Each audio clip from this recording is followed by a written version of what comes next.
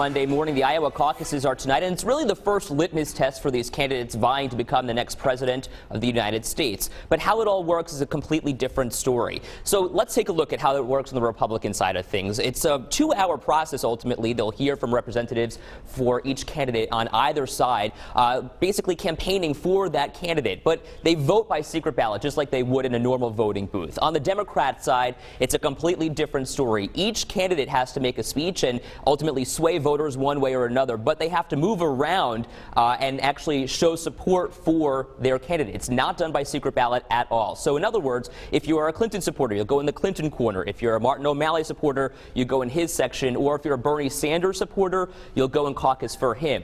However, each candidate has to have 15% support or else they're not considered viable. So if Martin O'Malley, who is the third place contestant at this point, doesn't get 15%, those voters have to go in either direction, ultimately voting for Hillary Clinton or Bernie Sanders to make sure that once their candidate isn't viable anymore, their vote counts. However, they can also leave. But why is that important? Because you can see here, Hillary Clinton and Bernie Sanders are now neck and neck among likely voters, according to this Bloomberg Des Moines Register poll. And you can see here with a margin of error of 4%, those voters could really count in either direction. So it's really important to take a look and see how things will shake out tonight. On the Republican side of things, Donald Trump leading the way among likely voters right now, according to that same poll, with 28% of likely voters turning out to vote for him.